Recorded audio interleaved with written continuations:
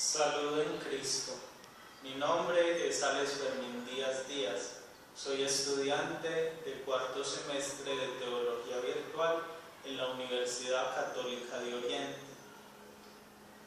En este día vamos a tratar el tema de los evangelios sinópticos en el curso Claves Teológicas del Nuevo Testamento con el profesor Vladimir Melchán. Para entender este tema y darle una fuente también bibliográfica, vamos a tratar desde el tema para leer el Nuevo Testamento, de la colección de Verbo Divino, también Evangelios Sinópticos, Introducción al Estudio de la Biblia, de Rafael Aguirre Monasterio y Antonio Rodríguez Carmona. Y vamos también a tomar la introducción de los Evangelios Sinópticos de la Biblia de Jerusalén. En ese orden de ideas iniciamos con lo que nos dice la Biblia de Jerusalén.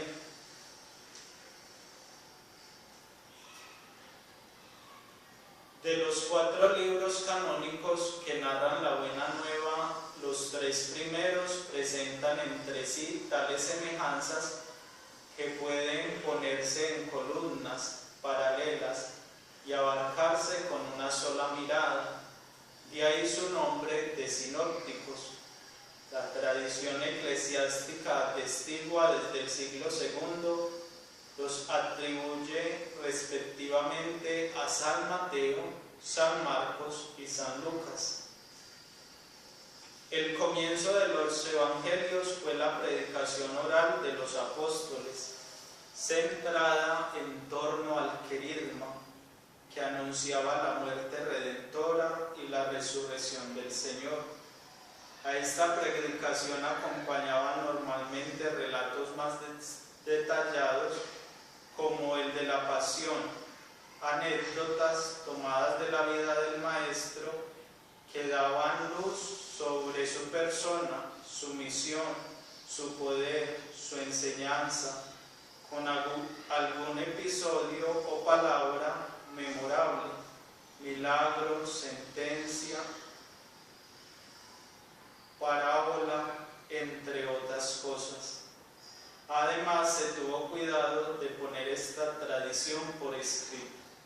Recordemos que durante ese primer siglo, la Iglesia tenía más que todo, era la tradición oral, y esa tradición oral, luego de unas escuelas, lo pusieron por escrito, pero se lo atribuyeron a las personas. El primer evangelio que se escribió fue el Evangelio de San Marcos. Antes de San Marcos ya se habían escrito las cartas, en especial la carta a los tesalonicenses hacia el año 40-45 de nuestra era. Se piensa que fue de las primeras que salió. En los evangelios sinópticos encontramos una semejanza que se plantea la pregunta: ¿no se apoyarían en una o varias fuentes escritas? Desde hace siglos los especialistas han multiplicado las hipótesis, a veces extraordinariamente complicadas y que siguen siendo hipótesis, simplificando al extremo y por tanto falseando algo.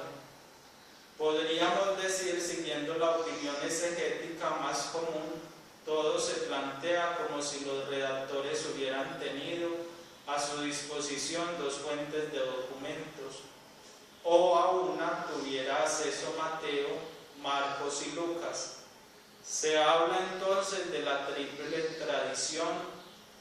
A otra tuvieron acceso solo Mateo y Lucas. Se llama frecuentemente la fuente Q, del alemán Quelle, fuente. Y pues de esto ya se ha tratado mucho desde la exégesis, y hay muchos escritos donde colocan tanto a Mateo como a Lucas como 2 evangelios que cuentan primero la infancia de Jesús, algo que Marcos no tiene. También encontramos una genealogía. Ya en Lucas encontramos es el anuncio del ángel a María y la encarnación del Verbo, con un relato donde hay un protagonismo de la Virgen María muy importante. ¿Qué es leer sinópticamente? A esta página vamos a iniciarnos en el trabajo sinóptico con un ejemplo sencillo. La curación de la suegra de Pedro es narrada por los 3 evangelios. Tenemos aquí el relato tal como lo encontramos en una sinopsis. Lo encontramos este relato en Mateo 8, Marcos 1 y Lucas 4. En Mateo encontramos que Mateo 8, 14, 15 dice así: y habiendo ido Jesús a la casa de Pedro, vio a la suegra de él tendida con fiebre.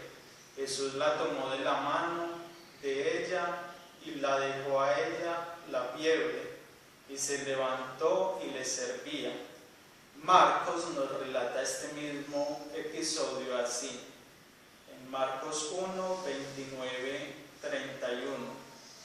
Y al momento, saliendo de la sinagoga, Jesús se fue a la casa de Simón y de Andrés con Santiago y Juan, y la suegra de Simón yacía febril, y al momento le hablaban a él del favor de ella, y acercándose la levantó a ella, cogiéndola de la mano, y la dejó a ella la fiebre y le servía. Y Lucas nos narra este mismo episodio así. Lucas 4, del 38 al 39. Levantándose pues de la sinagoga, entró a la casa de Simón, y la suegra de Simón era presa de una gran fiebre, y le rogaron a él a favor de ella, e inclinándose sobre ella, intimidó a la fiebre y la dejó a ella, y al instante levantándose le servía. Vemos cómo, siendo un mismo relato, cambia en algún sentido, pero vemos cómo los 3 evangelios lo tienen narrado. Entonces, prácticamente ahí se nos está presentando lo que son las columnas, lo que es la sinopsis. También tenemos que los evangelios pretenden transmitir tradiciones de lo que Jesús dijo e hizo durante su vida terrestre. La experiencia pascual, al transformar profundamente a los discípulos y su relación con Jesús, también transformó las tradiciones sobre Jesús y la manera de transmitirlas. La aparición de los evangelios escritos requirió cierto tiempo, respondió a motivos concretos y supuso una manera propia de entender la tradición anterior. Al estudiar el origen de los evangelios, vamos a distinguir estas 3 etapas: grupo prepascual, comunidad pospascual, redacción de los evangelios. Primero, origen de la tradición: Jesús y los discípulos antes de Pascua. La comunidad prepascual en torno a Jesús. En torno a Jesús se formó un grupo de discípulos en cuyo seno se cultivó una tradición de palabras de Jesús. Jesús anunciaba el reino de Dios y su ministerio tenía un cierto centro en Cafarnaúm, a orillas del lago de Galilea, que se conjugaba con un carácter itinerante. El Hijo del Hombre no tiene donde reclinar la cabeza, nos narra Mateo 8:20. Suscitó un movimiento carismático en el sentido de que no se basaba en los elementos institucionales de la religión judía. Jesús no era ni escriba ni sacerdote, sino en la fuerza de su personalidad y en el eco popular que encontraba. Prácticamente desde el inicio existía en torno a Jesús un grupo de discípulos que le acompañaban permanentemente. comparten su vida, son los oyentes privilegiados de su enseñanza y en alguna ocasión son enviados a proclamar el mismo mensaje del reino de Dios. Por supuesto, existe también lo que suelen llamar los simpatizantes locales, una serie de gente que no ha abandonado su forma normal de vida y que acogen fundamentalmente el anuncio de Jesús. El tema B, cultura de la memoria y de la tradición. Para comprender el grupo de Jesús y sus discípulos hay que situarlo en el contexto del mundo judío en el que pertenecen plenamente. Pero hay que tener cuidado porque se puede cometer un grave anacronismo si proyectamos sobre el tiempo de Jesús los sistemas de enseñanza de las escuelas rabínicas posteriores al año 70, del que procede la mayor parte de la literatura judía que ha llegado hasta nosotros. Conocemos muy bien cómo este judaísmo normativo, posterior a la destrucción de Jerusalén del 70, se esmeraba por conservar escrupulosamente las tradiciones de los maestros con técnicas muy depuradas. Sabemos de la existencia de sinagogas en Nazaret, donde se había criado Jesús, Lucas 4:16, en Cafarnaúm, Marcos 1:21 y en otros lugares de Galilea, Marcos 1:39. El culto sinagogal estaba centrado en la lectura de la Biblia, que era predicada por la recitación del Decálogo o el Shema de Israel, realizado por todo el pueblo que se lo sabía de memoria. Vemos que hay un paralelismo, está relacionado con el ritmo que se logra haciendo versos de igual número de acentos. Una de las características formales, por su concisión y fuerza, por su mismo aspecto enigmático, la enseñanza de Jesús revela con frecuencia su intención de ser repetida y memorizada. El tema C nos habla de las características propias de la tradición prepascual de Jesús. Es fundamental situar el grupo de Jesús y sus discípulos en la cultura tradicional judía y descubrir sus analogías con las escuelas protorrabínicas. Pero esta tarea ha sido olvidada durante mucho tiempo por los estudiosos. Sin embargo, no basta, hay que captar también las características propias de un grupo tan singular, porque la naturaleza de una tradición depende de la naturaleza del grupo en que nace y se cultiva. Hay situaciones típicas y recurrentes en la comunidad prepascual que explican la necesidad de cultivar la tradición de las palabras de Jesús, de conservarlas y transmitirlas. Vemos así como toda esta parte que es muy teórica, pero que a la vez cuando leemos la Sagrada Escritura y nos vamos adentrando en todos estos temas, puede ser de mucho valor, porque no vamos a leer de una manera literal. Y más que de una manera literal, a los evangelios sinópticos, como a toda la Sagrada Escritura, hay que acercarse pues primero de una forma humilde, y esa forma humilde nos lleva a no ser fanáticos o llevar al extremo muchas experiencias que eran del momento, pero que tienen un mensaje de fondo.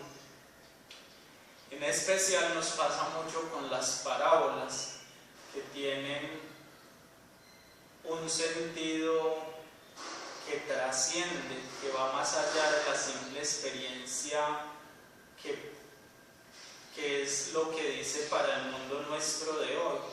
En ese entonces, si Jesús les hablaba con parábolas, como dicen los apóstoles, es porque ellos tienen una concepción de un mundo en el que vivían, en su entorno cultural y social, donde este género literario les decía mucho. Y también para nosotros, hoy por hoy, nos debe transformar esa palabra que leemos, y al igual es muy importante, por decir, en la lectura juiciosa de la Sagrada Escritura, ver cómo hay entre cada evangelio, tanto de Marcos, Mateo y Lucas, un paralelismo, algo que se encuentra, algo muy significativo, algo que tiene un encuentro, pero que a la vez también tiene cosas o palabras, lo puede hacer distinto y puede ser diciente para cierto tipo de personas. Por eso es importante que nosotros en nuestro estudio nos abramos a descubrir ese mundo de la Sagrada Escritura. Pues no siendo más, yo creo que agradezco mucho esta experiencia de podernos acercar a los sinópticos de una manera palpable, pero esa manera palpable también nos debe llevar a una experiencia que trascienda, que sea realmente lo que el Señor quería, que era el anuncio del reino de Dios. Y ese anuncio del reino de Dios es algo todavía por descubrir, todavía se puede hacer mucho, todavía, como quien dice, tenemos muchos resquicios de lo que fue el gobierno cuando influyó tanto en la iglesia. Nos quedamos más en muchas devociones y cosas que nos alejaron mucho de lo que el Señor realmente quería. Para este estudio siempre vamos a tener presente la lectura juiciosa del Evangelio, no siendo tan literales en lo que hacemos, y también valiéndonos de la exégesis que actualmente